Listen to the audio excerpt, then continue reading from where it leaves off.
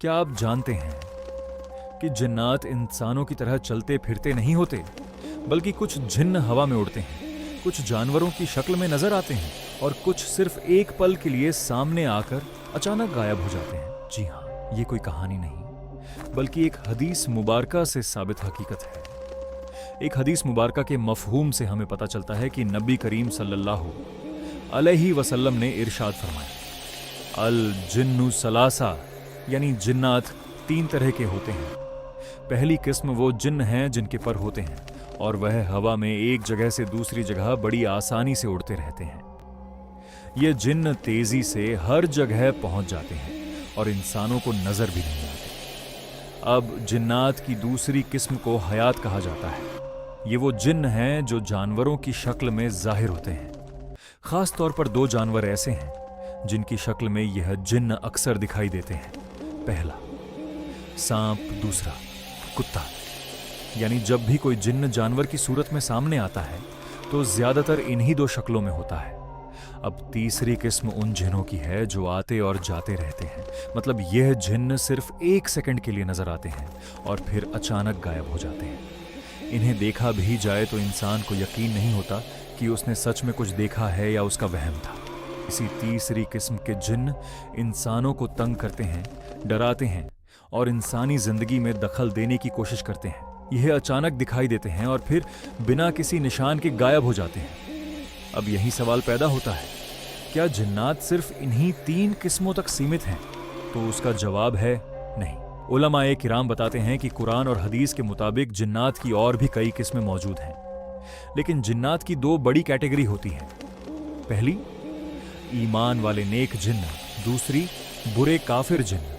जो जिन्न ईमान वाले होते हैं उन्हें जिन्नात कहा जाता है और जो काफिर और बदकार होते हैं उन्हें शयातीन की तरह माना जाता है। जैसे इंसानों में अलग अलग नेचर और सोच वाले लोग होते हैं, वैसे ही जिन्नात में भी मिजाज का फर्क होता है।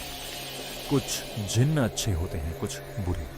कुछ मुसलमान होते हैं और कुछ काफिर, बिल्कुल इंसानों की तरह। हजरत जाबिर बिन अब्दुल्लाह रज़ी अल्लाहु ताला अन्हु से रिवायत है कि नबी करीम सल्लल्लाहु अलैहि वसल्लम ने इरशाद फरमाया, अगर तुम कुत्ते को भौंकते हुए सुनो या गधे की आवाज सुनो तो अल्लाह की पनाह में आ जाओ, क्योंकि वे ऐसी चीजें देख लेते हैं जो इंसान नहीं देख सकते। अब जिन्नात में कुछ ऐसे जिन भी मौजूद होते हैं जो खास तौर पर शैतानी कामों के लिए होते हैं। नबी करीम सल्लल्लाहु अलैहि वसल्लम ने ऐसे जिन्हों से अल्लाह की पनाह मांगने का हुक्म दिया है, क्योंकि यह जिन्न गंदगी वाली जगहों को पसंद करते हैं और वहीं रहना पसंद करते हैं। इन जिन्नों को खुबूस वल खबाइस कहा जाता है। ये अक्सर टॉयलेट्स, नालियों और नापाक जगहों पर रहते हैं। यानी जहां इंसान जाना पसंद नहीं करते वहीं यह जिन अपना ठिकाना बना लेते हैं। इसी वजह से इन्हें खबीस और नापाक जिन कहा जाता है। और हाँ, इनमें मेल और फीमेल दोनों मौजूद होते हैं, यानी नर और मादा जिन दोनों की मौजूदगी साबित होती है। ये बात हमें उस दुआ से भी पता चलती है जो नबी सल्लल्लाहु अलैहि वसल्लम ने बाथरूम में दाखिल होने से पहले पढ़ने का हुक्म दिया था। अल्लाहुम्मा इन्नी आउजु बिका मिनल खुबुसी वल खबाइस। मतलब, ऐ अल्लाह, मैं तेरी पनाह चाहता हूं खबीस जिन्हों से, चाहे वो मर्द हो या औरत। तो बात बिल्कुल साफ है, अगर आप इन नापाक जिन्हों से बचना चाहते हैं तो वॉशरूम में जाने से पहले यह दुआ जरूर पढ़ लें। जैसे ही आप यह दुआ पढ़ते हैं आप अल्लाह की अम्मान में आ जाते हैं और फिर यह जिन्न आपको कोई नुकसान नहीं पहुंचा सकते। इसके अलावा कुरान मजीद में अल्लाह ताला ने बताया कि जिन्नों की पैदा ईश आग से हुई है और ये आग इतनी साफ और पाक थी कि उसमें ना धुआं था, ना राख और ना ही कोई कालापन। अब शेखुल इस्लाम इब्न तैमिया रहमतुल्लाह अलैह ने यह बताया कि जिन्न इंसानों पर तीन वजहों से हमला करते हैं या नुकसान पहुंचाते हैं। पहली वजह, जिन्न उस इंसान को पसंद नहीं करते। अब इस पॉइंट को जरा आसान शब्दों में समझें। जैसे इंसानों को सोचने और महसूस करने की ताकत मिली है, वैसे ही जिन्हों को भी मिली है। और जैसे इंसानों के अंदर जलन होती है, नफरत होती है, उसी तरह जिन्न भी हसद और जलन रखते हैं।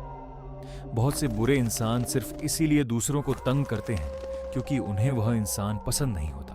बिल्कुल इसी तरह कुछ जिन्न भी मासूम इंसानों को सिर्फ इस वजह से परेशान करते हैं कि उन्हें उस शख्स का चेहरा, उसका शरीर या उसकी कोई आदत पसंद नहीं आती। दूसरी वजह, इश्क और मोहब्बत। जब इंसान अकेले कमरे में कपड़े बदल रहा होता है, उसे लगता है कि उसे कोई नहीं देख रहा, लेकिन हकीकत में उस वक्त जिन्न भी उसे देख सकते हैं।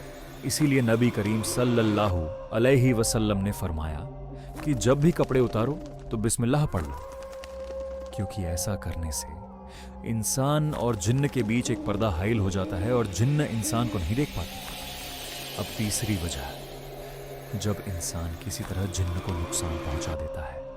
उदाहरण के तौर पर अगर किसी ने गर्म पानी जमीन पर फेंका और उसी जगह कोई जिन मौजूद था, तो उस जिन को तकलीफ पहुंच जाएगी।